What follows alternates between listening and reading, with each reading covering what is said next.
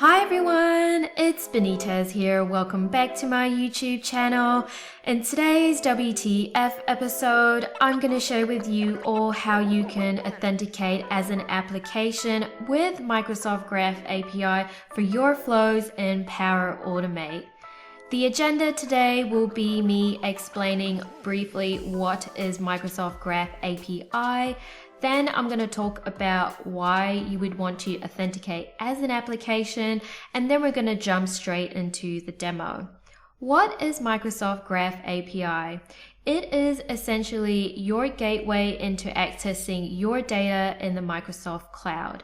Previously, there were different SDKs across the different services, so this required their own security, their own messaging, their own data format requirements, and these services that I'm referring to are things like OneDrive for Business, Azure Active Directory, the Discovery service, other services that are offered under the Office 365, so things like Microsoft Teams and Outlook. So in other words, there was inconsistency and was quite a learning curve for developers. Fast forward, Microsoft Graph API is essentially a centralized and standardized structure that allows different services to be built on top of, as well as extend that experience. And because it's in a uniform structure, it makes it a lot easier for developers to be hooking into the Graph API to be able to create their applications such as mobile, web, or client with the Microsoft Graph API to access the data in the Microsoft Cloud. Okay, so in terms of why I would want to authenticate as an application with Flow in Power Automate, when you are using some of the connectors such as the Office 365 Users Connector, it is authenticating as a user account, which means every time the flow is executed and this particular action is called, it means that it's going to authenticate as a user account. There may be scenarios where you don't necessarily want to authenticate as a user, so you can authenticate as an application. With other platforms such as the Common Data Service, which is now known as Microsoft Dataverse, you could authenticate as a service principal account. And in the Microsoft Graph API, there's essentially two types of permissions. The first one is delegated permissions, which is where a user needs to grant consent. And the second one is application permissions, where an admin needs to grant consent. By the time this WTF episode has been published, I would have presented a webinar with Theta, my employer, where I was demonstrating how you can use a Power Platform to enable your hybrid workforce today. And one of the use cases that I had demonstrated was to do with a manager that was interacting with a bot in Power Virtual Agent within Microsoft Teams for Microsoft Dataverse for Teams, where the manager was asking the bot who was going to be in the office or working remotely for that particular day. Now, in that flow, it was utilizing the Microsoft Graph API, and it was authenticating as an application. So in this WTF episode, that is what I'm going to show you. Okay, so demo time. Let's get straight into it.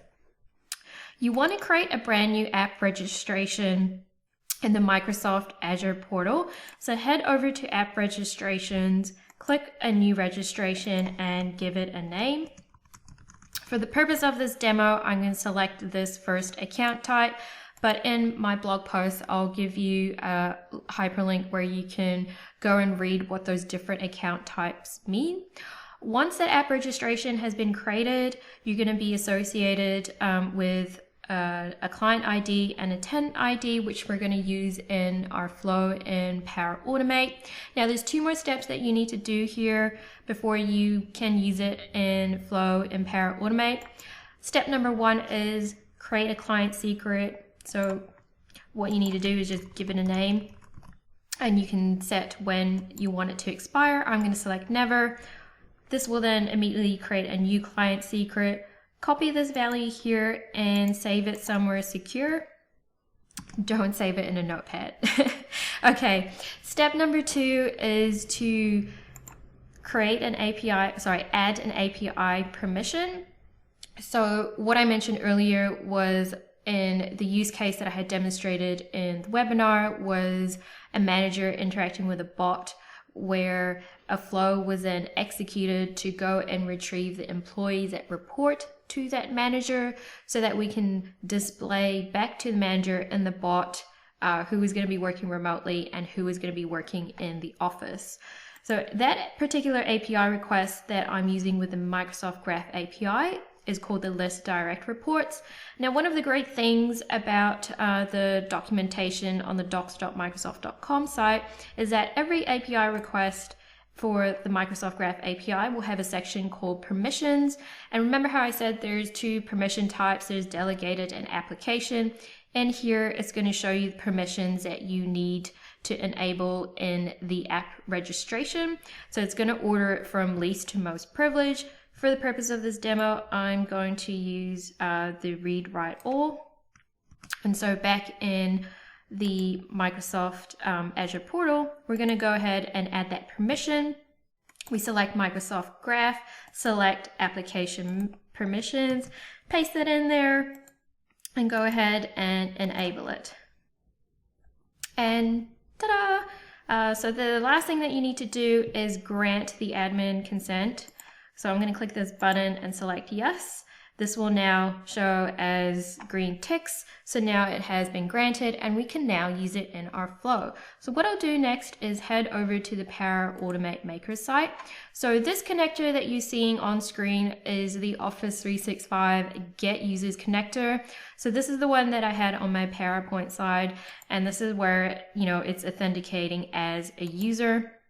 So essentially, if we want to replicate this but authenticate as an application, one of the actions that we need to use is an HTTP action. Bear in mind that this is a premium connector, so you need to make sure that the licensing that you have within your organization, if you want to authenticate as an application in Flow and Power Automate, allows you to use premium connectors. Okay, so the method that we're doing here is called the get. Now, in terms of this request URI, again, you can find this in the docs.microsoft.com article within the Graph API documentation. And there's going to be a section that will explain what the different HTTP requests are.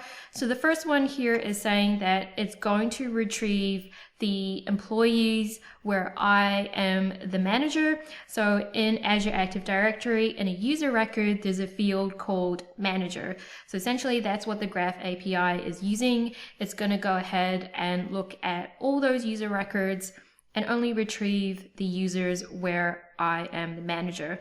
If you want to do it the other way around, where you want to retrieve the list of users who report to a particular manager, this is the API request that we need to use. So in here, the difference is that it's using users, and in here you need to either provide the ID. So the ID can be found in the user record in Azure Active Directory. Otherwise, you can use a user principal name, which is essentially the email address of the user. Okay, so what I'm going to do is just go ahead and copy and paste the URI value that I already set up earlier and paste it into here. So I'm using a select statement so that I can keep it in line with my connector up here, because what I'll do is show you side by side that the information is the same if you are using the Office 365 user connector, or if you're going to use the HTTP action and you're going to authenticate as an application with the Microsoft Graph API. So the next thing we need to do is go ahead and fill out the rest of the details within this HTTP action. So I've essentially entered my header value, and for the authentication method, we're going to use Active Directory OAuth, and in here is where we can enter in details that is associated with our app registration in the Microsoft Azure portal. So head back to the overview details of the app registration, and I think the first one that we needed was the tenant ID. Yes. Okay, and then the next value here that it's asking for is the audience. So this is essentially the base resource URI of Microsoft Graph, which is this value. So I just want to say a shout out to Yash Agarwal He's the one who shared this tip with me because I was a bit confused with this, and then he explained it. So then I tried it out and I was like, oh, cool, it works. So Yash, if you are watching this, thanks very much. By the way, go ahead and follow him on Twitter. He is a Microsoft MVP based in India. All right. So the next thing that you want to do is copy and paste the client ID from your app registration. And lastly, we want to use the value of the secret that was generated when we created a new one earlier. Okay, so now we can go ahead and run this flow. And I'm going to show you the results side by side. Okay, so let's go ahead and run it. And I'll show you the responses real shortly. Okay, so the flow has successfully ran. So I'm going to go ahead and copy this and put it into Visual Studio Code so that I can show you that the response is the same, whether you authenticate as a user through the out-of-the-box Office 365 user connector in Flow, or authenticate as an application through the HTTP action in Flow. Okay, so on the right-hand side is authenticating as an application. On the left-hand side is authenticating as a user. And as you can see, the details are the same. It's just the way you authenticate is different. On the left-hand side is as a user, and then on the right-hand side is the application. And that is it for today's WTF episode. I hope you learned something useful, and this will allow you to think about how you want to do authentication with your flows in terms of interacting with data in the Microsoft Cloud. I'd like to say thank you again, and please like, comment, and subscribe. I will see you in the next WTF.